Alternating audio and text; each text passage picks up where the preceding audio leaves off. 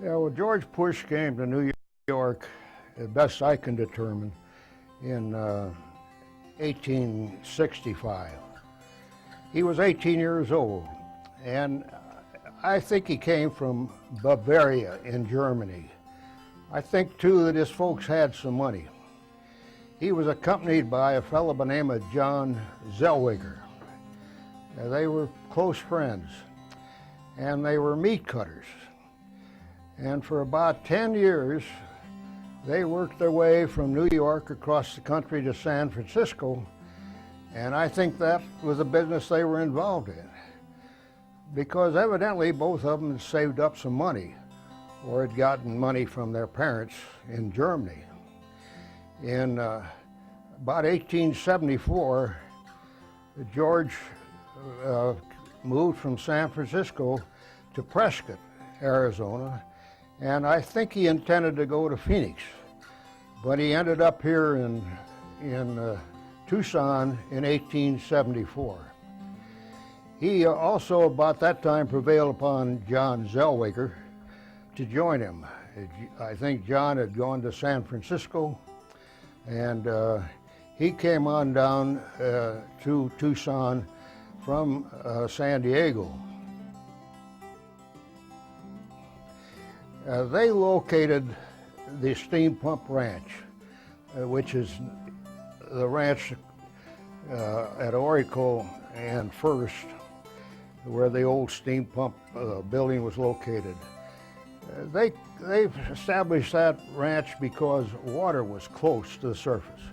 Water's good there today. And they established or built a steam pump that was fired with mesquite to bring the water to the surface. In those days, of course, if you dug a well, you had to hand dig it. You didn't have equipment to dig a well. So ranches were always located where there was a water source.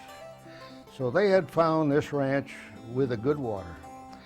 And they, for a period of time, a long period of time, in fact, watered cattle that were brought to Tucson or Red Rock for shipment. The old timers in Pinal County would ship out of Red Rock or Tucson, and they'd bring their cattle to steam pump to water the night before, because it added weight to the cow. And old George and John Zellweger got 10 cents or 15 cents, I'm not sure, a cow. About that time, a 20-year-old girl from Drachenberg in Germany named Matilda came to Tucson to visit Zellweger's friend. We called her Aunt Sophie. Here she was, 20 years old, traveling across the ocean to Tucson, which was a dusty little town of about 3,000. And Matilda and George were married. George Bush were married a year later. They were married, they had 9 children. The first children were twins, and they both died, but 7 survived. And my mother, Gertrude, was the oldest, and she lived to be almost 90 years old, dying in 1974. The steam pump was not the main ranch. They used that more as an overnight stop to travel from Tucson to Feldman, the Feldman Ranch. They had a home on Jackson Street in Tucson, about a block south of Broadway and west of Stone Avenue, part of the area that was demolished when they put in the community center. So they would travel from that home in a horse buggy to the steam pump ranch, stay overnight, and then head to the Feldman Ranch in the San Pedro Valley. That area was called at that time the Antelope Plains, the area that they traversed from the steam pump to San Pedro. And my mother told me many times they had to stop the wagon to let the antelope go by. Also, my grandfather never carried a gun. And the Apaches lived not far from the ranch in the San Pedro, where the Aravaipa Canyon flowed into the San Pedro, which was close to the ranch. And those Apaches were always friends. In fact, some of them would commit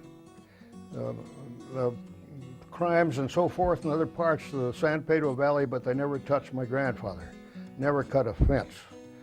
And Mother told me that on occasions, driving from the steam pump to the San Pedro, crossing the Antelope Plains, the Apaches would beat them and circle them. And I had two aunts, the youngest girls, who had long blonde hair. And the Apaches would reach over and rub their hands through their hair. They were really interested in those women with the long blonde hair. And my grandfather would say, just leave them alone. Don't get upset with it. But they never really bothered him, and they were really help on the ranch. My dad was Henry William Zip, and married to Gertrude, the oldest daughter. And I lived out there on that ranch for 2 years. And we had a one-room schoolhouse. And we didn't have any of the niceties you have today. You got up in the morning at daylight and you went to bed at night. The only heat we had a large ranch house with a porch all around it. And the only heat we had were a couple fireplaces and little kerosene stoves and a big stove in the kitchen. And of course, food wasn't that available, no ice or anything like that. But it was an interesting time. I spent 2 years there as a kid, went to a one-room schoolhouse. We had a teacher by the name of Kirkpatrick from Winkleman, who taught the one room with kids in there from the 1st to the 8th grade. It was a real experience. Apaches had a camping spot in the Catalinas above the old, above the steam pump. I say camping because I used to go up there a lot as a kid, my brother and I, and we'd find all kinds of pottery. But there wasn't anything to indicate that they had any permanent residence. And I think they were hunters who came through and maybe spent a few days up there. And my mother told me that on a number of occasions, they'd show up at the house, the kitchen door of the ranch house at the steam pump, and ask for food or maybe provisions. And the cook would always mumble and groan, but my grandmother would say, take care of them. We don't want any problems. And so she'd see that they had sugar and salt, whatever else they asked for. And so they got along with the Apaches. Never seemed to have any trouble. My grandfather was active in politics. He was a member of the legislature when the state was still a territorial legislature. And later he was a member of the Constitutional Convention that drew the Constitution for the state of Arizona. And he was also on the council in Tucson. The only thing about my grandfather, he was a Republican. And in those days, the Republicans didn't get very far in elections. The registration was about 4 or 5 to 1 Democrat. Many of the people that were in that constitutional convention with him became governor. Moe Udall's grandfather was there as a delegate. There was a fellow by the name of Hunt, who was governor for 6 times, another Democrat. I remember him because he looked like a walrus. He had this big mustache. What Osborne, another Democrat, became governor. So it was quite a gathering of prominent people in Arizona at that time. My mother spent a lot of time at the steam pump. She loved it out there. And prospectors would come to the steam pump to water their burros and to get provisions to go into the Catalinas. And she learned from them about a mine called the Mine with the Iron Door. It was supposed to be a mine up there in the Catalinas above the ranch where this old prospector had found a fabulous vein. So these fellows would come in with these burros and they'd load up to head up into that part of the Catalinas. The Catalinas did have some mining. There was a mine on the other side of the Catalinas, up near the top of the mountain. And there was also mining in the Canyon del Oro up near Oracle, quite a bit. In fact, there's a mine there today. But these old prospectors headed up into the hills. I don't think they ever found anything, although you can go up there now and you can find holes. The Cañada del Oro country is really a beautiful area. And my dad used to take me out there at one spot where he'd go down into the canyon and pan for gold. And there were miners down there in there working. And he'd get colors, but they never got anything very big. Although I think during the Depression, some people made enough money to get along.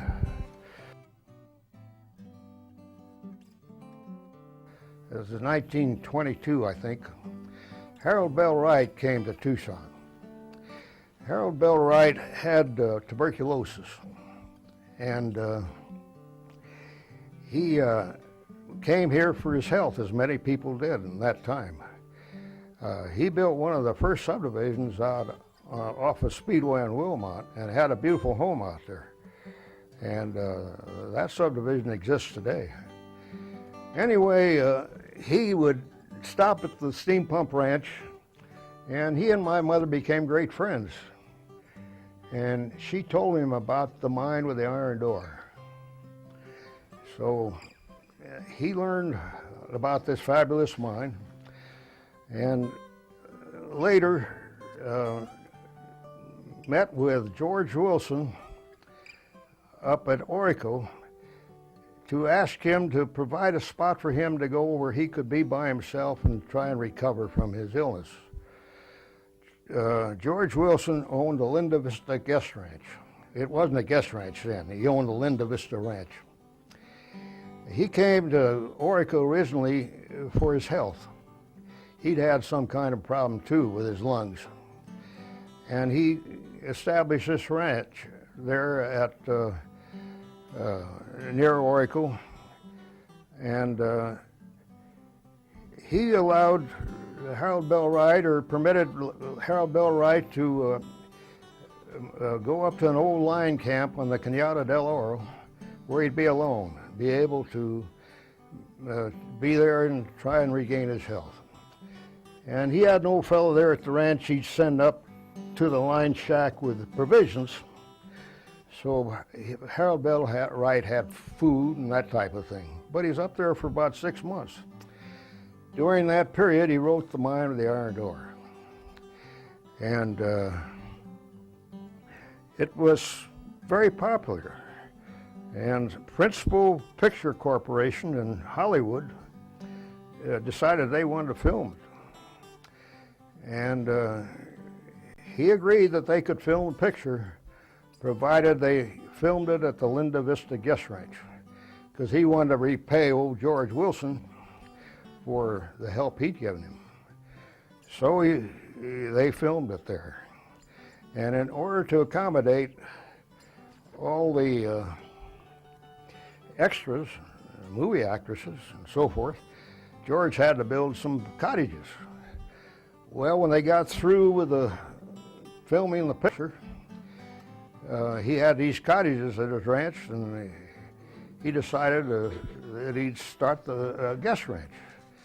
And he started Linda Vista Guest Ranch, which was really the first guest ranch in Arizona.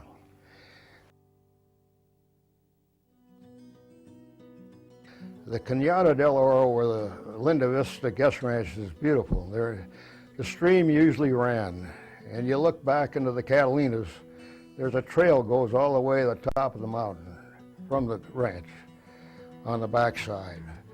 And there's all kinds of game in there, and of course it was isolated. So people from all over the country came to the Linda Vista Guest Ranch, and people like the actresses, Rita Hayworth, Gary Cooper, I guess Clark Gable, yeah, and also prominent politicians. Herb Brownell, who was Attorney General of the United States, Vice President Dawes, and Boyd Wilson, who was a good friend of mine. George Wilson's son told me that Dewey came out there after he was defeated by Truman. And I bring up the Linda Vista Guest Ranch because other guests came to that guest ranch and later bought ranches in the area. They included Walter McDonald of the McDonald Press in Cleveland. He owned Rancho Vistosa, the whole ranch. He had a house right down here after you cross the Cañada on Oracle Road. He had a big home back in there. Another guest was Joe McAdams, and he owned all of Rancho Romero. And Roberta Nicholas of the Johnson Johnson Pharmaceutical Company owned land up there, a ranch up there where Catalina is today. So the Linda Vista Guest Ranch brought these prominent people to this area. In 1933, Jack Proctor, who ran the Pioneer Hotel in Tucson, and I think probably had an interest in it, bought the steam pump ranch from my grandmother's estate for $10,000. Jack Proctor was a prominent man in Tucson. He was he was on the board of the Consolidated Bank, active in civic affairs. He had a daughter, Betty, who was a beautiful woman, long red hair, was Miss Arizona at one time, and she had a shop there. And she married Hank Lieber. Hank Lieber went to the University of Arizona, where he played football and baseball, and later became a member of the New York Giants. And I think he was also on the Cub team. Hank Lieber married Betty Proctor, and they moved to the old steam pump ranch house after Proctor had bought the property. Proctor also built himself a home adjacent to the old ranch houses. So Hank and Betty lived out there in the old steam pump house, the house that my grandfather had built, and they fixed it up real nice. It was a nice place. We spent a lot of happy times out there. Hank would bring in the whole Cleveland ball team and cook steaks, and they all loved that area because of its proximity to the mountains and the beauty of the area.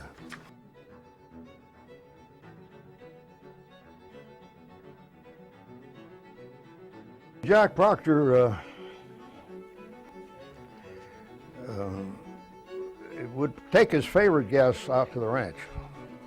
In fact, some of them stayed out there. And one of his guests was Francis Rooney from Tulsa, Oklahoma. Francis Rooney was the president of the Manhattan Construction Company in Tulsa, and they had other interests in Tulsa. And Francis became interested in the adjoining ranch. Now, that ranch I think they called Cañada del Oro Ranch. So he purchased that, and it included all of the property that's now occupied by the Oro Valley Estates and the golf course and the land across the Cañada.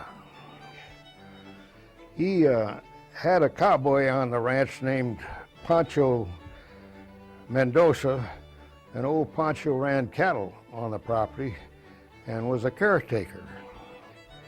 Also, my uncle, George Bush, son of George Bush Jr., I guess, would occupy the home on the ranch, on the Cañada del Oro Ranch. They had an old home there, adobe home, built big thick walls, big home. He'd occupy that as a caretaker for the benefit of the Rooney family. In 1958, Rooney sold a portion of the Cañada del Oro Ranch to a fellow by the name of Jerry Timon, who afterwards organized the Horizon Land Company. A fellow by the name of Lou Landon, who was from Chicago, had been out looking at the property because he was interested in establishing a golf course. There were only 2 or 3 in Tucson at the time, and this area out here was isolated. There wasn't really anything much in the Oro Valley area. The dirt road, I think a fellow by the name of, I forget his name, but he had some chickens on Linda Vista, chicken shacks, and a couple ranches, but nothing else out here. Well, anyway, Lou Landon prevailed upon Jerry Timon to sell him 175 acres for $187,000. I handled the deal for Lou, and part of the requirement in the sale was that he build a golf course within a certain period of time, because Timon recognized that if they built the golf course there, it would increase the value of his property. So Lou had about 15, 16 Chicago investors. They all came out from time to time, and they invested enough money for him to buy the property and build that golf course. Property out here then was, like I say, ranches. And I think zoning was 4 acres to a house. The Oro Valley Estates called for acre zoning for each house. So we had to go before the Board of Supervisors to get the property rezoned. And they held Timon and Landon held a news conference at the Saddle and Sirloin restaurant on Oracle Road. Press was there, and they unveiled this new project out here in Oro Valley. They suggested that there was going to be all kinds of developments, lakes, golf courses, tennis courts, a big deal. The Star came out the next day and said, with headlines, $44 million investment in Oro Valley. Proctor died a number of years ago, and he left the steam pump ranch to his grandsons, Henry and John. Henry has a ranch up in Montana, and John's a lawyer here in Tucson. John lived on the ranch? Yeah, John lives on the ranch. And until about, a couple years ago, Betty Lieber died. But Henry Lieber occupied the old ranch house until his death.